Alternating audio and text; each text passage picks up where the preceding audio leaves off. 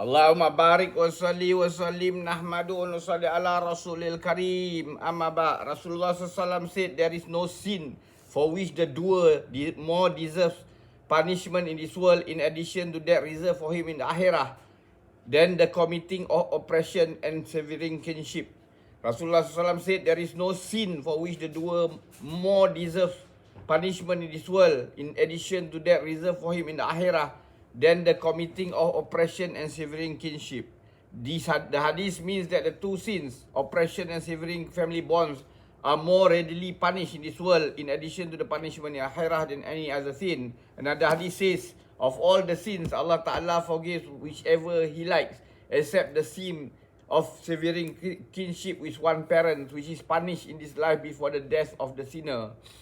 Still another hadith says the punishment for every sin is delayed by Allah Ta'ala till the day of resurrection, except for the sin of undutifulness to parents, the doer of which is readily punished in this world. Jami' Sahih, there are quite a few hadiths to the effect that on the day of Qiyamah, Allah Ta'ala will grant Rahim, a symbol of kinship, the power to speak. He will catch hold of the throne arch.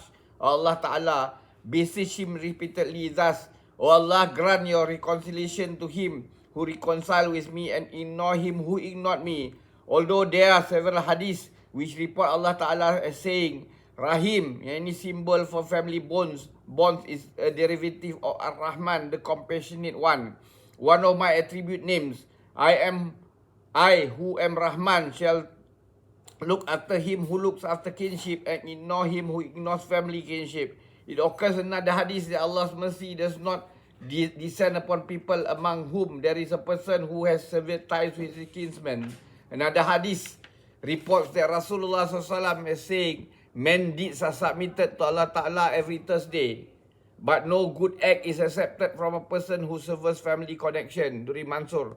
Faqih Abu Lais Rahmatullahi says the sin of a person severing family bonds is the most abominable one.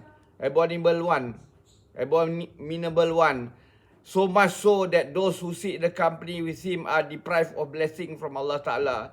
Therefore, everyone must repent of this sin as soon as possible and make efforts to reunite ties of kinship, relationship with his kinsmen. For Rasulullah SAW has said, there is no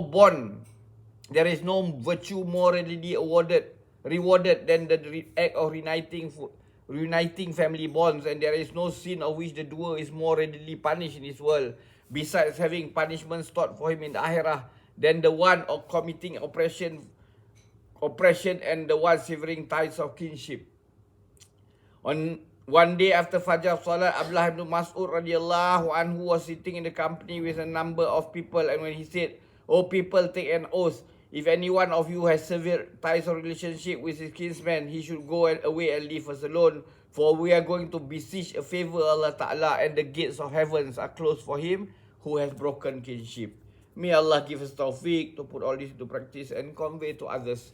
Subhanallahi wa bihamdi, subhanakallahumma bihamdika, asyhadu an la anta astaghfiruka wa atubu ilaik. Subhana rabbika rabbil izzati amma yasifun wa salamun al mursalin. Alhamdulillah rabbil alamin. Taqabbalallah.